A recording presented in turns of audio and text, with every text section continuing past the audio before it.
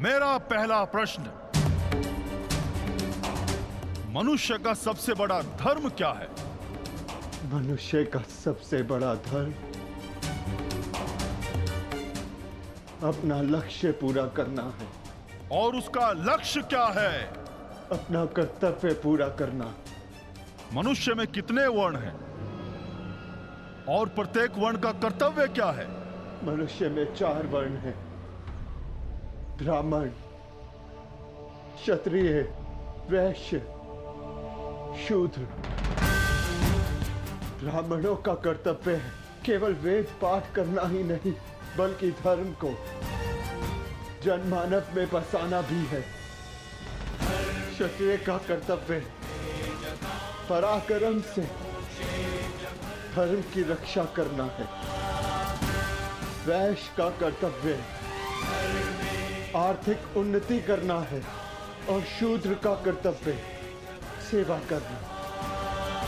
परंतु इन चारों कर्तव्यों से बड़ा भी एक कर्तव्य है, वो है प्रत्येक मनुष्य का हित करना। क्षत्रिय हो, वैश्य हो या शूद्र हो, यदि वो जनहित नहीं कर सकता तो वो मनुष्य नहीं है। उत्तम युधिष्ठिर, अब ये बताओ कि जल से पतला कौन है?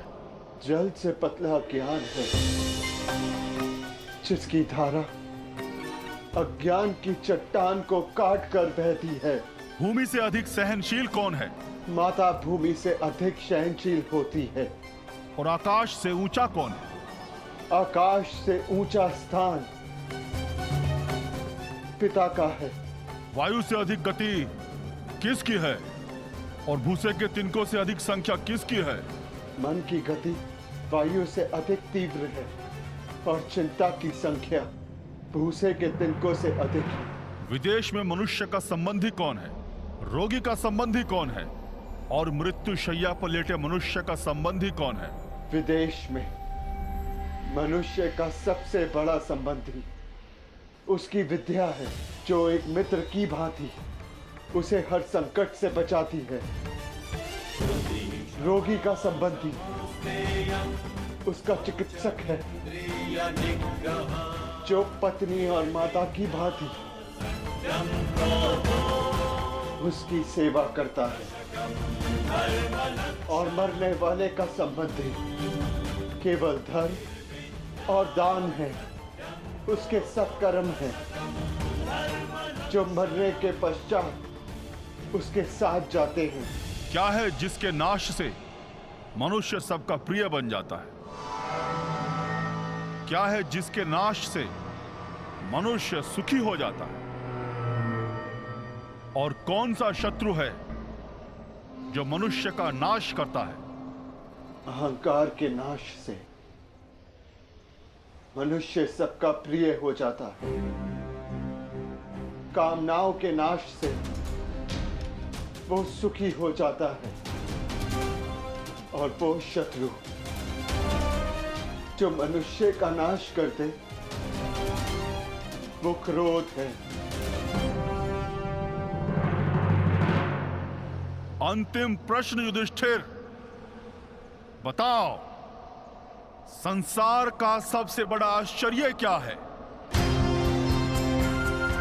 मनुष्य प्रतिदिन सहस्त्रों को जन्म लेते हुए देखता है, सैकड़ों को मरते हुए देखता है, जो जानता है कि उसे भी एक दिन मर जाना है, फिर भी सदा जीने की चाह रखता है। ये संसार का सबसे बड़ा आश्चर्य है। तुमने मुझे संतुष्ट किया युधिष्ठिर, मैं प्रसन्न हुआ। बताओ तुम्हारे किस भाई को जीवित करूं? भीम को या अर्जुन को? ये दोनों महाबली हैं, तुम्हारी रक्षा कर सकते हैं। मनुष्य की रक्षा ना भीम से हो सकती है, ना अर्जुन से। मनुष्य की रक्षा यदि हो सकती है तो केवल उसके धर्म से। और मेरा धर्म कहता है कि जो मेरे लिए सबसे पहले दांव पर लगा, जिसने मेरी प्यास बुझाने के लिए सबसे पहले अपने प्राण दिए, मेरा वो अनुज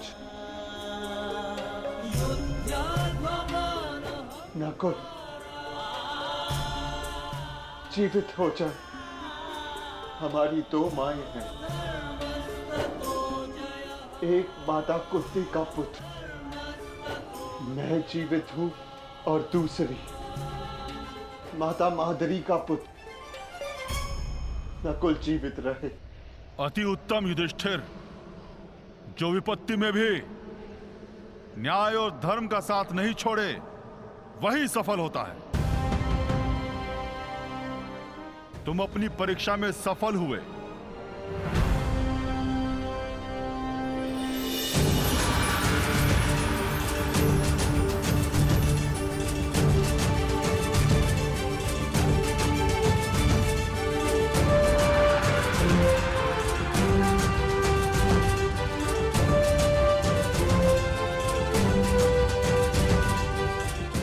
आज मैं पूरा संसार जीत के, मेरे पांचों भाई मेरे साथ हैं, मुझे किसी की कामना नहीं।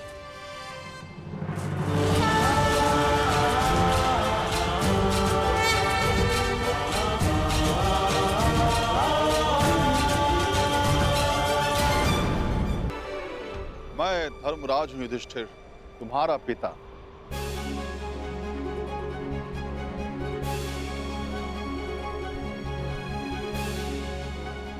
मैं तुम्हारी परीक्षा ले रहा था।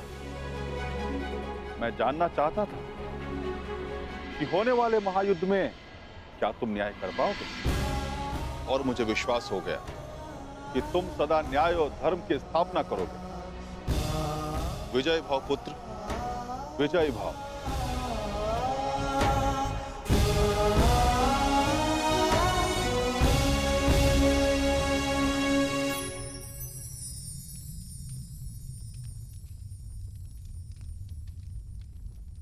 मेरे सभी पुत्र अब सुरक्षित हैं। धन्यवाद देव।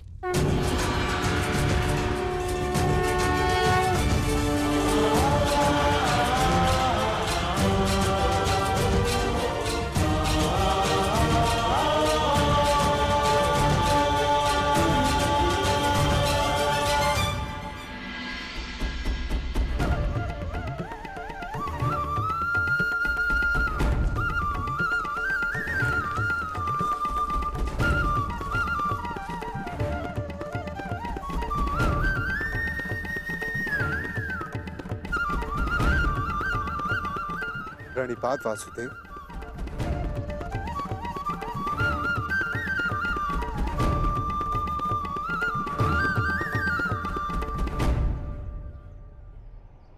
आप यहां वासुदेव? हाँ धर्मराज, तुम एक परीक्षा में भले ही सफल हो गए, परंतु मैं यहां अगली परीक्षा के लिए तुम्हें सावधान करने आया हूं। कैसी परीक्षा माधव? अज्ञातवास की परीक्षा अर्जुन, जो सरल नहीं होगी। क्या उसके विषय में कुछ सोचा है? जैसे वनवास कट गया वैसे ही अज्ञातवास भी कट जाएगा माधव। नहीं युधिष्ठिर, मनुष्य को अपनी कठिनाइयों से निकलने के विषय में पहले सोच लेना चाहिए, क्योंकि कठिनाइयों का लाभ उठाने के विषय में उसके शत्रु पहले सोच लेते हैं। असंभव! कैसे हो सकता है ये? पांडव बचकर कैसे निकल गए?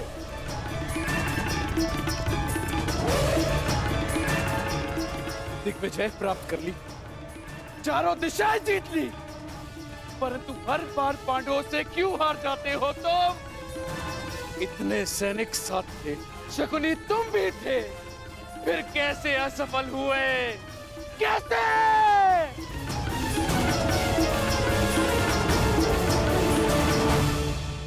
रुष्ट ना होइए महाराज, हम असफल नहीं हुए हैं, क्योंकि पांडवों का अज्ञातवास भंग हो चुका है।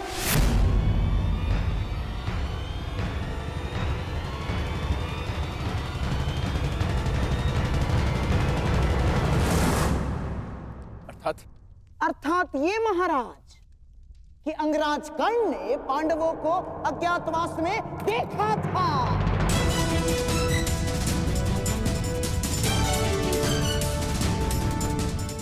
इसीलिए नीति अनुसार पांडवों का अज्ञातवास भंग हो चुका है।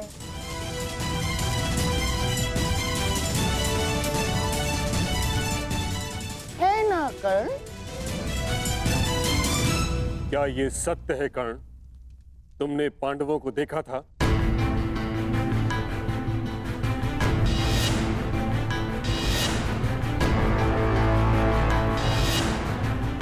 जानता हूं पुत्र, तुमने अवश्य पांडवों को देखा है, परंतु अब समय है कि उनके विरुद्ध एक और अधर्म को होने से रोका जा सके। उत्तर दो कर्ण, क्या तुमने पांडवों को देखा था? जी, देखा था।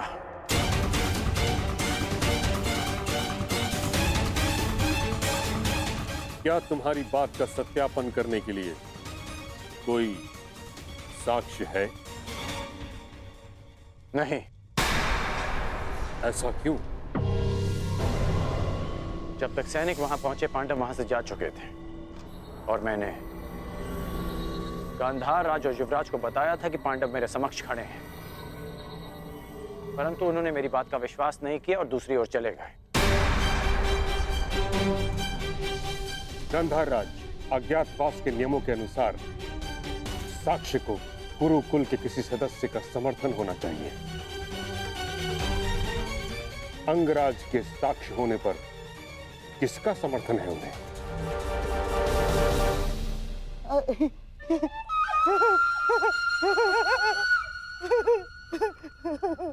अंगराज कर्ण की बात पर कौन अविश्वास कर सकता है महामहिम? और उनके साक्ष्य होने पर स्वयं कुरुवंश के सम्राट दुर्योधन का समर्थन भी है, हैं? हाँ, मुझे अपने मित्र कर्ण के ऊपर पूर्ण विश्वास है।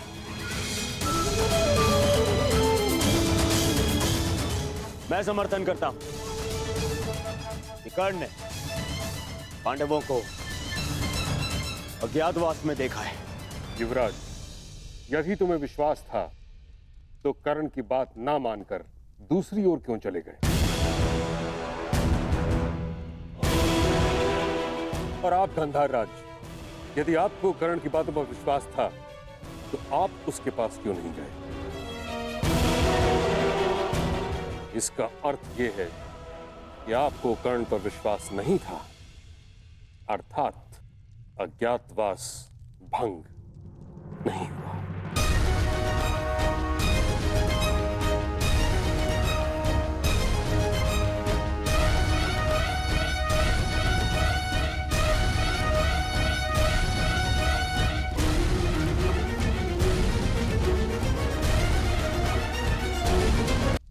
खोज, पांडवों की खोज के अतिरिक्त कोई मार्ग शेष नहीं, क्योंकि नियम अनुसार पांडवों का अज्ञातवास किसी विघ्न के बिना आरंभ हो चुका है। अज्ञातवास में जाने का समय हो गया है, परंतु तुम सबके शस्त्रों को देखकर कोई भी तुम्हें पहचान लेगा। भीम की गदा, अर्जुन का गांडीव और तुम सबके अस्त्रों और शस्त्रों को देखकर तुम्हें कोई भी पहचान सकता है।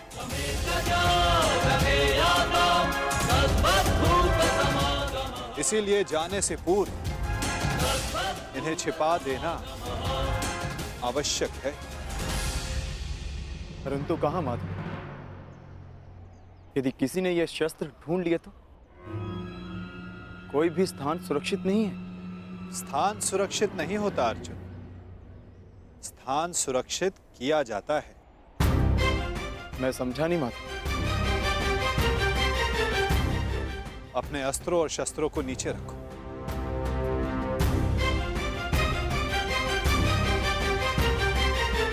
सखी, इस वृक्ष के पीछे श्वेत वस्त्र रखे हैं, उन्हें यहां लेकर आ जाओ। जी।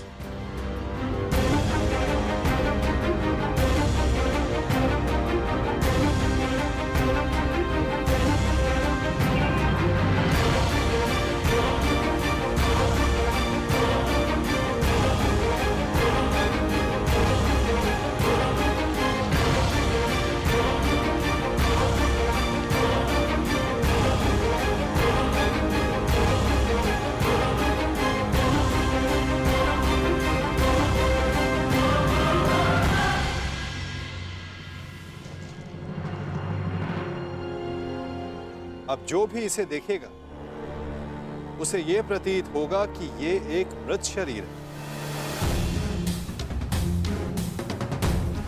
कुछ लोग भय के कारण तो कुछ लोग घृणा के कारण यहां नहीं आएंगे।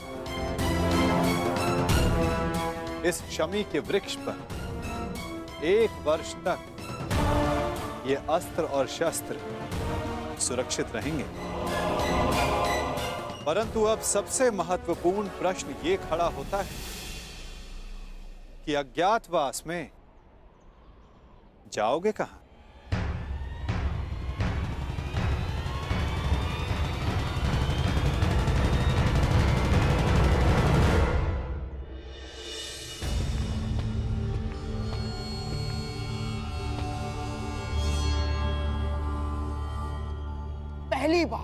पहली बार किसी ने भरी सभा में शकुनी को मूर्ख सिद्ध किया है कर्ण, और इसका मूल्य तुम्हें चुकाना होगा। मैंने वन में भी सत्य कहा था और राजसभा में भी। मैं तुम्हें बस मामाजी,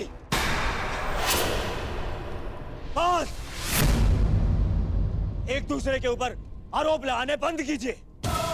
तो हो गया। अपने घायल दम पर आरोप का मलहम लगाना बंद कीजिए। और तुम कौन? अपने आप को मेरा सेवक कहते हो ना? तो ठीक है, अब तुम मेरा आदेश मानोगे। जाके ढूंढो उन पांडवों को। केवल 1 वर्ष है मेरे पास, केवल 1 वर्ष। आर्यव्रत के सभी राजा या तो मेरे अधीन हैं और या मेरे मित्र। तो अब जाओ और ढूंढो इन्हें, गुप्तचर भेजो, जो करना है करो। परंतु मुझे सूचित करो कि पांडव कहां छुपे हैं। बस। जिस आर्यव्रत पर विजय पाने के लिए 12 वर्ष लग गए दुर्योधन, 12 वर्ष, वहां 12 महीनों में पांडवों को कैसे ढूंढ पाओगे तुम? अब हमें ये कार्य शक्ति से नहीं, युक्ति से करना होगा दुर्योधन। लीजिए, ये नई युक्ति आई। अर्थात मामाश्री? अर्थात पांडव किसी भी परिस्थिति में हमारे मित्र राष्ट्रों में नहीं जाएंगे ना। वो वहां जाएंगे जिन्होंने हमारी अधीनता स्वीकार तो कर ली है, परंतु जो मन से पांडवों के पक्ष में है। मन से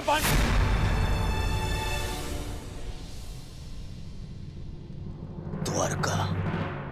दुर्योधन को लगेगा कि तुम सब द्वारिका में छिपे हो, इसलिए वो अपने गुप्तचर द्वारिका और तुम्हारे मित्र राजाओं के यहां भेजेगा।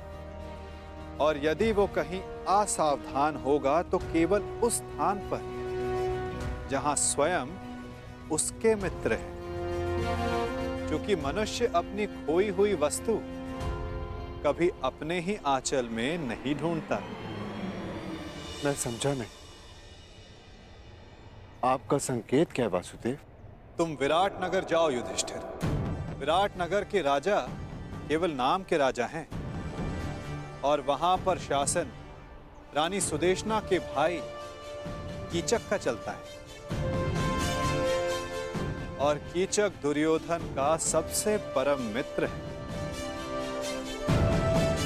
इसलिए दुर्योधन कभी सोच ही नहीं पाएगा कि तुम सब वहां छिपे हो। सूर्य भले ही मेघों में छिपा, परंतु उसका तेज बाहर आ ही जाता है। ठीक उसी प्रकार मनुष्य भी प्रकृति से भिन्न व्यवहार नहीं कर सकता दुर्योधन, ना?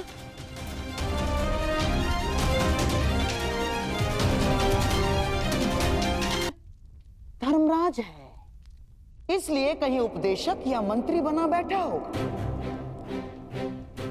इस बार तुम्हें अपनी प्रकृति से भिन्न व्यवहार करना होगा युधिष्ठिर। तुम कंक के नाम से राजा विराट से मिलोगे और तुम वो कार्य करोगे जो तुम जीवन में कभी नहीं करना चाहते। तुम राजा विराट के साथ चौसर खेलोगे।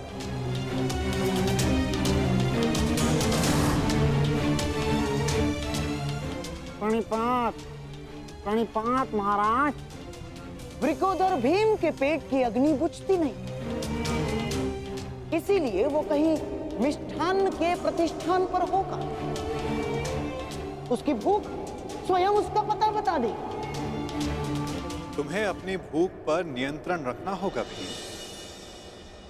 तुम वल्लभ बनकर विराट की भोजनशाला में काम करोगे।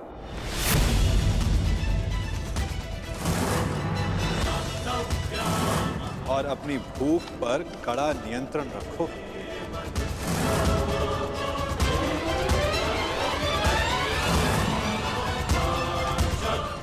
और अर्जुन, उस महाधनुर्धर का पौरुष कहां छिप सकता है, ना? वो कहीं होगा सैनिक के वेश में, अपना पौरुषत्व दिखाएगा। और तुम पार्थ, समय आ गया कि उर्वशी से मिले श्राप को वरदान सिद्ध करने का। तुम्हें 1 वर्ष के लिए अपने पौरुष को त्यागना होगा।